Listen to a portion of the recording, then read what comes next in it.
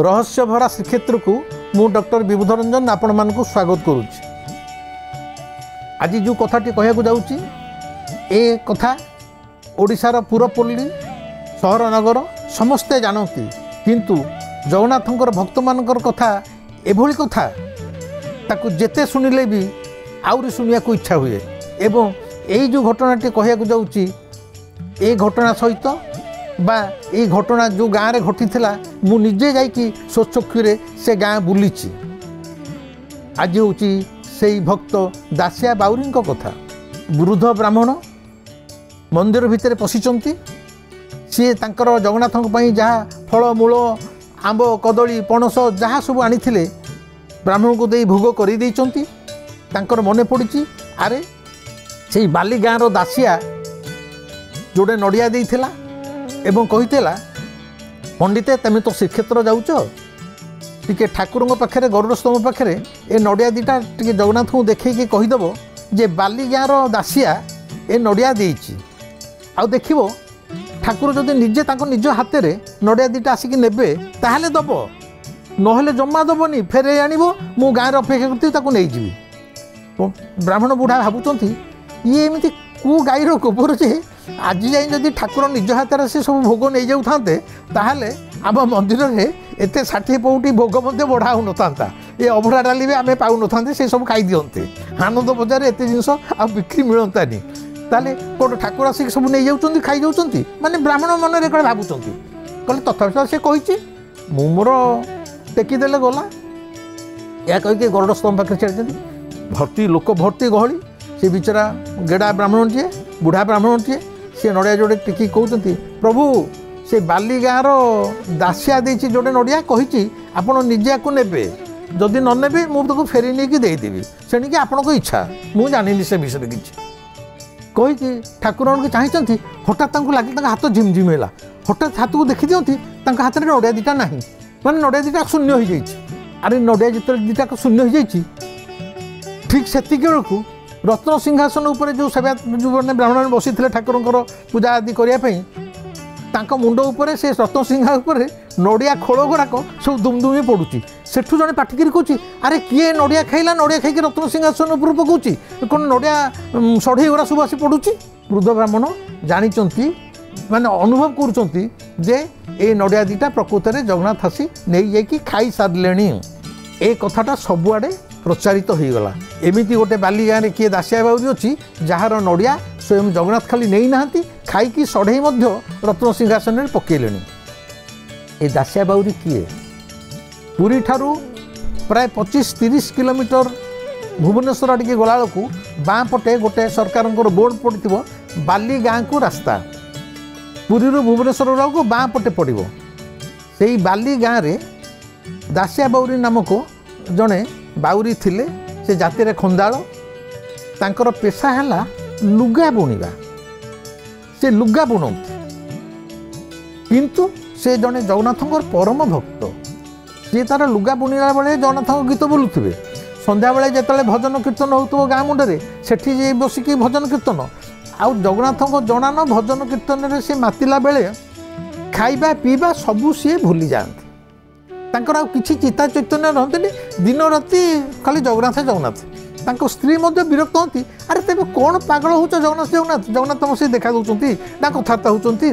सी रही पुरी में जाकि रत्न सिंहासन उपर तांकर केते बड़ बड़ भक्त अच्छी तमें कौन सब खाली जगन्नाथ जगन्नाथ होच एवं प्रतिदिन लुगा बुणुन लुगा न बुणले टंकाटे न पाइले आम घर संसार चलो केमती तुम संसार कथा भी चिंता करून किंतु ये खाली हसी दिखती कहते से प्रभु जहाँ करिया कथा करिवो किंतु जगन्नाथ को छाड़ी से गोटे मुहूर्त बंची पारती ना। मझिरे रथ यात्रा होती दासिया बाउरी भावुंट मुझे रथ यात्रा देखी रथ उपर ठाकुर को देखी सबू लोकंर रथ उपर ठाकुर को देखार गोटे लोभ थाए ए वर्ष तो आप देखिं ठाकुर रथ उपर ठाकुर को देखा केमी 3-3 जन लोक मरीगले दला चकटारे मनीष मरु आघात पाऊ हस्पिटाल जाऊ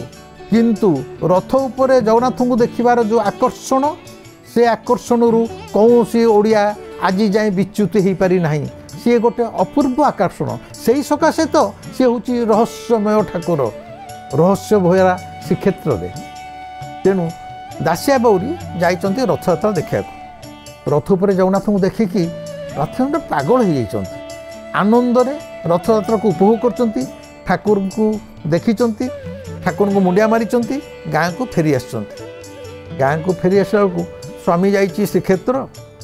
चाली चाली जाइए भोक करबनी ताकू भीषण भोक हो स्त्री तेणु कौन करमती स्वामी आसी माने दासिया बाबू आसुँच कहते गोड़ हाथ जल्दी धोई दियो आग खाईदब। दासिया बाबू सामने गोटे थाली रे गरम गरम पेजुआ पेजुआ भात आउ से भात मझे किनी शाग मेचे थोई देइछथि भात आउ शाग। दासिया बाबू जब देखी सी भात खाइबे कौन पूरा उदंड मान छिड़ा होकर नाचुंट मैंने जगन्नाथ जय हो जगन्नाथ जय हो जगन्नाथ भजन माने उदंड जमी पागल जमी किए गोटे हिप्नोटाइज कर देछि कि जमी कालिसी लगे झामू यात्रा मानक कालिसी लगे जमी निआर चलिया लोक मानकर से पागल हो नाचुंट। स्त्री का भाई कहले ये जो जाइए श्रीक्षेत्र कि गुणीगारी करदे कि एमती पागल भाई नाचुंट कौन सी जा साई पड़ोसा मानक डाकिले पड़ोसा मानक गाँव समस्ते आसिले कहले कौन ये जाइए श्रीक्षेत्र आसला भात बढ़ाई खाऊना डेउंट ता भर जन बुढ़ा लोक कहले अरे दासिया तू खाऊनु कहीं दासिया कहते मु खाइबी कौन ये तो स्वयं श्री जगन्नाथ से बुढ़ा लोक कहता लो माँ ये जो तू भात बाढ़ीचु ता भितर मझे शाग थोई देचु जगन्नाथ आखि चारिपट धला मझे कला डोला दासिया भावुची ये हूँ जगन्नाथ आखि आ जगन्नाथ आखि से केमती खाइब तू ये शाग गुंडाक अलगा को काढ़ी ने स्त्री कौन कर शाग तक अलगा काढ़ी देइछन काढ़ी साइला पर दासिया ताकू खाई ये हेले दासिया सबु बेले जगन्नाथ प्रेम रे लीन तल्लीन जगन्नाथ प्रति आंकर यही भावावेग देखी गोटाए दिन राति जगन्नाथ दासिया बाबू को स्वप्न आसी देखा कहते दासिया तू मोर परम भक्त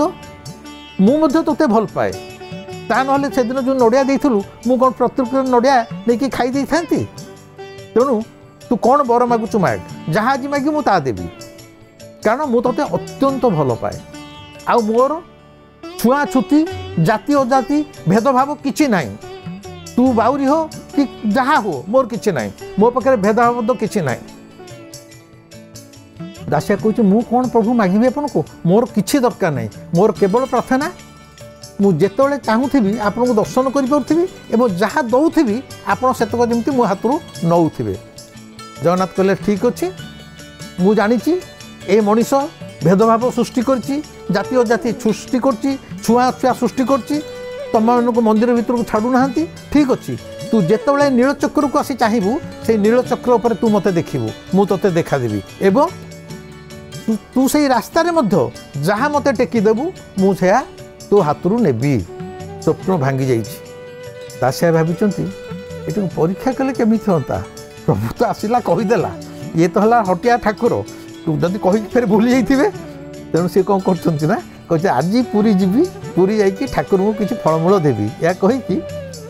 गचर पाचिला आंब होती से अन्यठू पाचिला आंब गोटे जुड़ीटे किणिकी मुंडे मुंडे जाइंट श्रीक्षेत्र जमी जा गरुड़ स्तंभ अरुण स्तंभ पाखे पहुँचती ब्राह्मण मैंने जुटी अरे कौन कौन एथर कौन अच्छे ना मुझे ठाकुर आनी आंब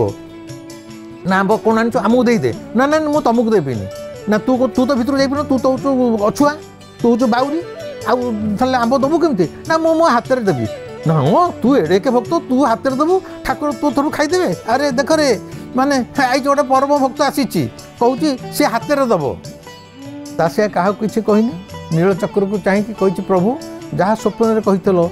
से ही तेमे तुम से आशा करुच्ची सी देखुची नीलचक्र जगन्नाथ चाहिए हसुचन।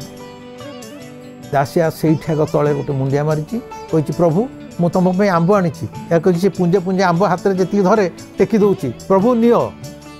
एवं से आंब गुड़ा कड़े उभे जाऊँ पुणी टेकी दूची मिंचे आंब प्रभु नियो हाथ तार उभे जाऊँ लोक देखुंट एवं से देखा रत्न सिंहासन उपर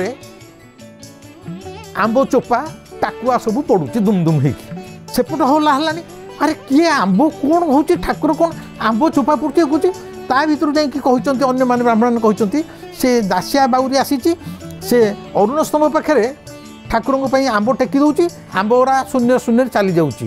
ସମସ୍ତେ ଜାଣିଛନ୍ତି ଏବଂ ଦେଖାଯାଉଛି ଜଗନ୍ନାଥଙ୍କ ଓଠରେ ମଧ୍ୟ ଆମ୍ବ ରସ ସବୁ ଲାଗିଛି। ସମସ୍ତେ ଜାଣିଛନ୍ତି ଇଏ ଜଣେ ପରମ ଭକ୍ତ,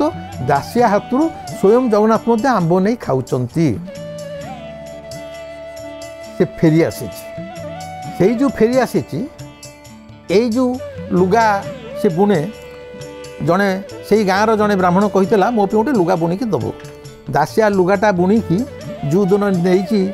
ସେ ବ୍ରାହ୍ମଣଙ୍କୁ ଦେବା ପାଇଁ ତାଙ୍କ ଗାଁରେ, ୟାର କେତେ ଟଙ୍କା ନା ତମେ ଯାହା ଦେବା କଥା ଦିଅ। ସେ ବ୍ରାହ୍ମଣ ଜଣକ ଲୁଗା କିଣିଲେ ଯେହେତୁ ଟଙ୍କା ଦେବାକୁ, ଟଙ୍କା ଆଣିବା ପାଇଁ ଘର ଭିତରକୁ ଯାଇଛନ୍ତି, ସେତିକିବେଳେ ଦାସିଆ ଦେଖୁଛି ସେଇ ବ୍ରାହ୍ମଣଙ୍କ ଘର ଆଗରେ ଗୋଟେ ନଡ଼ିଆ ଗଛ, ସୁନ୍ଦର ନଡ଼ିଆ ଯୋଡ଼େ ଫଳିଛି। ବ୍ରାହ୍ମଣ ଯେତେବେଳେ ଟଙ୍କା ନେଇ ଆସିଛନ୍ତି, ଦାସିଆ କହୁଛି ପ୍ରଭୁ ମୋର ଟଙ୍କା ଦରକାର ନାହିଁ, ମୋତେ ନଡ଼ିଆ ଯୋଡ଼ାକ ଯଦି ଦିଅନ୍ତ ମୁଁ ଟିକେ ଠାକୁରଙ୍କୁ ଦିଅନ୍ତି। ସେ ଦେଖିଲା ହଁ ନଡ଼ିଆ ଦୁଇଟା ତ ଆହୁରି ଫଳିବ, ମୋର ଟଙ୍କା ରହିଗଲା। ସେ ନଡ଼ିଆ ଦେଇଛନ୍ତି। ଯେଉଁ ନଡ଼ିଆ ଦୁଇଟାକୁ ଦାସିଆ ଧରିକି ଆସିଲା ବେଳେ ବାଟରେ ଦେଖୁଛି ଜଣେ ବ୍ରାହ୍ମଣ ଶ୍ରୀକ୍ଷେତ୍ରକୁ ଆମ୍ବ ପଣସ ଧରିକି ଯାଉଛନ୍ତି ଭୋଗ ଲଗାଇବା ପାଇଁ। ସେଇ ବ୍ରାହ୍ମଣକୁ ଏ ନଡ଼ିଆ ଦୁଇଟା ଦେଇ କହିଥିଲେ ଏ ନଡ଼ିଆ ଦୁଇଟା ନେଇକି ଦେବ ଏବଂ କହିବ ଦାସିଆ ପଠେଇଛି। ସେଇ ଯେଉଁ ନଡ଼ିଆ ଦୁଇଟା ନେଇକି ସେ ବ୍ରାହ୍ମଣ ଦେଇଥିଲେ, ଠାକୁର ହାତ ବଢ଼େଇ ନେଇଯାଇଥିଲେ ଏବଂ ସଢ଼େଇ ପଡ଼ିଥିଲା, ସେଇ ଗୋଟାକ ହେଉଛି ଏଇ ଯେଉଁ ଯୋଡ଼ିଏ ନଡ଼ିଆ ଦାସିଆ କିଣି ନଥିଲେ, ଲୁଗା ବଦଳରେ ପାଇଥିଲେ। ସେ ସମୟରେ ପଞ୍ଚସଖାମାନେ ଅଛନ୍ତି, ଅଚ୍ୟୁତ, ଯଶବନ୍ତ, ଶିଶୁ ଅନନ୍ତ, ବଳରାମ, ଜଗନ୍ନାଥ। ତାଙ୍କ କାନରେ ପଇଲା ଏମିତି ବାଲି ଗାଁରେ ଗୋଟିଏ କିଏ ଭକ୍ତ ଅଛି, ତା ହାତରୁ ଠାକୁର ନଡ଼ିଆ ନେଇ ଖାଉଛନ୍ତି, ଆମ୍ବ ନେଇ ଖାଉଛନ୍ତି, ଅଥଚ ସେ ବାଉରୀ ମନ୍ଦିର ଭିତରକୁ ଅଛୁଆଁ ଯାଇପାରୁନି। ମାନେ ଏମାନେ ଜାଣିଛନ୍ତି ଆମେ ପରମ ସାଧକ। ପ୍ରତି ମଣିଷ ଭିତରେ ଯେଡ଼େ ସାଧକ ଟିକେ ସୂକ୍ଷ୍ମ ଅହଙ୍କାର ଥାଏ। କିଏ ଏଇ ଭକ୍ତ ବୋଲି ସେ 5 ଜଣ ଯାକ ଆସିଛନ୍ତି ପଞ୍ଚସଖା ଦାସିଆ ବାଉରୀଙ୍କ ଗାଁକୁ ଦେଖିବା ପାଇଁ। ଦାସିଆ ବାଉରୀଙ୍କ ଗାଁରେ ତାଙ୍କ ନିଜର ଗୋଟେ ପୋଖରୀ ଥିଲା, ଗୋଠ ଗାଡ଼ିଆ, ଛୋଟ ଗାଡ଼ିଆଟେ, ଗୋଠ ଗାଡ଼ିଆ। ସେ ଗୋଠ ଗାଡ଼ିଆରେ ପଞ୍ଚସଖାଙ୍କୁ ବସେଇ ଦାସିଆ ସେ ପାଣି ଭିତରେ ଏ ପଞ୍ଚସଖାଙ୍କୁ ଜଗନ୍ନାଥଙ୍କର 10 ଅବତାରର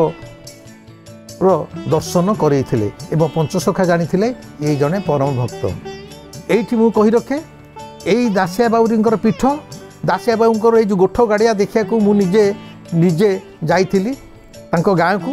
ଏବଂ ସେ ଗୋଠ ଗାଡ଼ିଆର ମହତ୍ତ୍ୱଟା ଆପଣ ଜାଣିଥାନ୍ତୁ। ଗୋଠ ଗାଡ଼ିଆରେ ପ୍ରଚୁର ମାଛ, ଅଥଚ ସେ ମାଛକୁ କୌଣସି ବଗ ଆସି ଖାଆନ୍ତିନି, କେହି ଖାଆନ୍ତିନି, ବିଲେଇ ବିକି ଦେଲେ ବି ଖାଇବେନି। ଏପରିକି ସେଇ ଗାଁର ଗୋଟେ ଲୋକ ଥରେ ଲୋଭରେ ଗୋଟେ ବଡ଼ ମାଛଟେ ନେଇ ଭାଜିକି ପଖାଳ ଖାଏ ବୋଲି ଯେତେବେଳେ କରେଇରେ ଭାଜେ, ସେ କରେଇ ଯାକ ରକ୍ତ ହୋଇଗଲା। ସେଇ ଦିନଠାରୁ ଗୋଠ ଗାଡ଼ିଆରୁ ମାଛ କେହି ନିଅନ୍ତିନି, ସେଇଟା ଆଜି ପର୍ଯ୍ୟନ୍ତ ଚାଲୁ ରହିଛି। ଏବଂ ଗୋଠ ଗାଡ଼ିଆ ଏଭଳି ଗୋଟେ ଗାଡ଼ିଆ, ତା ଦେହରେ ଶାମୁକା କି ଗେଣ୍ଡା ବି ପାଇବେନି।